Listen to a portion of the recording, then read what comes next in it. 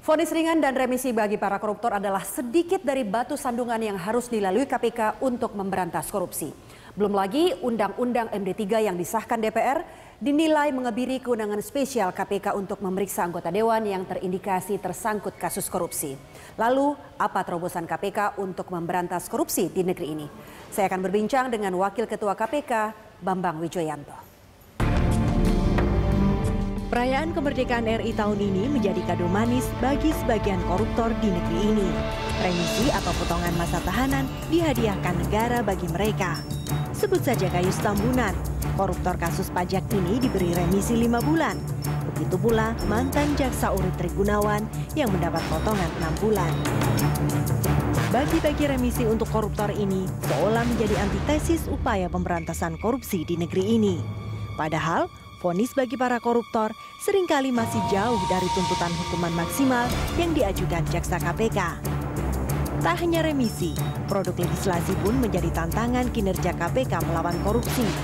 Pemberlakuan Undang-Undang MPR, DPR, DPD, dan DPRD MD3 misalnya, dinilai akan menghambat upaya pemberantasan korupsi di Indonesia. Dalam Undang-Undang MD3, penegak hukum yang akan memeriksa anggota DPR dalam kasus korupsi harus mendapatkan persetujuan Mahkamah Kehormatan DPR. Saya sudah bersama Wakil Ketua KPK, Bambang Wijoyanto. Pak Bambang, saya boleh panggil Pak BW ya? Boleh.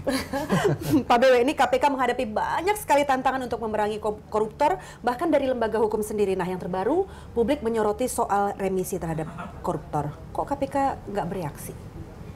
Sebenarnya kalau baca agak teliti berbagai pernyataan pimpinan, itu sudah ada responnya. Ya, hanya menyayangkan, seperti itu. Ya, tapi sebenarnya kalau mau lihat lebih jauh lagi, kami juga turut terlibat bersama-sama untuk menyetujui supaya remisi-remisi ini dikurangi kalau tidak mau dihapuskan. Jadi sebenarnya dalam kerangka yang lebih sistematik, terstruktur, kita udah masuk dalam kerangka yang lebih advocacy, kita juga bicara. Selama ini apakah tidak ada komunikasi atau koordinasi dengan Kemenkumham sehingga remisi-remisi terhadap para koruptor tetap diadakan? Sebenarnya ada. Coba dicek deh, kebanyakan koruptor-koruptor yang tidak ditangani KPK yang mendapatkan remisi. Dari KPK sendiri, kami punya mekanisme komunikasi, bukan koordinasi, di mana kalau mau memberikan sesuatu tuh harus dirapatkan dulu oleh pimpinan. Jadi cenderung lebih ketat di kami. Dan kalau itu tidak berkaitkan untuk membongkar perkara yang lebih jauh dan lebih tinggi, kita nggak akan pernah kasih. Jadi bisa dicek itu di dalam data-datanya KPK. Tapi kan tetap ada koruptor yang berasal dari KPK, begitu penanganannya tetap mendapat remisi. Kalau mau dilihat pasti ada alasannya. Itu tadi, misalnya dia digunakan untuk whistleblower. Karena dia ingin membongkar, membantu penegak hukum, KPK khususnya, untuk membongkar kasus yang lebih besar lagi. Kalau tidak ada alasan untuk itu, nggak ada alasan bagi KPK. Karena kan kami udah mulai dari awal misalnya cek dalam 2-3 tahun ini, semua tuntutan yang diajukan adalah tuntutan maksimal. Tapi saya mengutip catatan ICW, hampir 75% koruptor divonis ringan, ini antara 1 sampai 4 tahun. Hanya 1,5% yang divonis berat oleh Hakim Tipikor ini. Anda merasa kerja KPK sia-sia? Saya menduga yang 1,5% itu yang termasuk KPK. Karena itu boleh dicek deh data-data ya, ini itu. semuanya adalah yang divonis oleh Hakim Tipikor. Iya, cuman yang Hakim Tipikor kan se-Indonesia ini. Kalau kasus-kasus KPK dicek, hampir sebagian besar itu tuntutannya maksimal dan putusannya juga di atas 50%. Coba cek. Kasus yang misalnya contoh ya, kasus Tubagus saja ya, Tubagus dan kasus ini tuh di atas 50% dan kita banding biasanya. Kalau di bawah 2/3 kami banding. Hampir sebagian besar kasus malah kami mengajukan yang disebut dengan hukuman tambahan. Dengan hukuman tambahan dan hukuman pengganti. Hukuman tambahan misalnya mencabut hak-hak politik. Itu belum pernah ada itu selama ini. Nah, itu. Jadi saya menduga apa yang dilakukan UCW mungkin benar. Cuman yang 1,5%-nya itu sebenarnya itu yang dalam kasus-kasus KPK yang maksimal hukum. Nah, Anda melihat bahwa tuntutan jaksa cukup lemah sehingga tidak bisa dibuktikan secara maksimal di pengadilan? Atau bahkan ada permainan antara hakim dan pengacara? Salah satu persoalan yang menjadi tantangan hari ini adalah bagaimana membangun penegakan hukum yang objektif. dan amanah.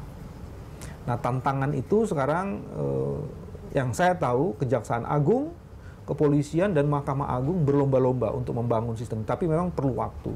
Contoh misalnya sekarang yang menarik gitu ya dalam kasus-kasus yang ditangani oleh KPK, sebagian penegak hukum lebih senang kalau kasusnya ditangani oleh KPK karena tidak ada biaya lain-lain.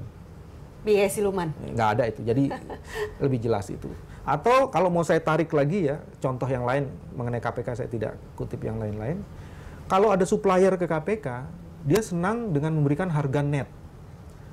Kenapa harga net dikasih? Atau nggak dapat untung gimana? Mereka bilang, inilah salah satu cara kami membantu KPK, katanya. Yang saya tahu misalnya teman-teman di Mahkamah Agung itu mencoba membangun budaya anti korupsinya dengan berbagai cara. Contoh paling sederhana yang saya tahu ya, mesti dicek lagi. Kalau dia tidak melaporkan harta kekayaannya sesuai dengan peraturan yang berkaitan dengan LHKPN, laporan harta kekayaan, maka dia akan nggak bisa dapat promosi dan macam-macam. Artinya mulai ada gerakan-gerakan, tapi memang perlu ada itu proses. Untuk merapikan, sehingga memperkecil atau menutup sama sekali peluang untuk korupsi itu. Ya. Tantangannya adalah seberapa besar program-program intervensi itu bisa diletakkan, sementara tantangan lainnya itu akan berjalan demikian cepat. Contoh paling sederhana gini, soal kompetensi penegak hukum. Hari ini para koruptor itu sudah main dengan financial advisor dari internasional. Hari ini mereka sudah pakai yang namanya SPV, Special Purpose Vehicles, untuk menyembunyikan harta-harta kekayaannya. Kalau penegak hukum tidak meningkatkan kompetensinya, maka yang akan didapatkan hanya koruptor-koruptor kelas kecil, kelas teri.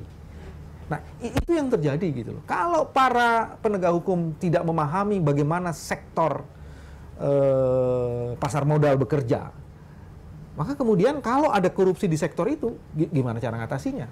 Pokoknya harus minimal satu langkah di depan maling, begitu ya. Pak Bebe, kita masih akan berbincang mengenai sejumlah kasus yang banyak mendapat sorotan publik sesaat lagi. Pemirsa, tetaplah bersama kami.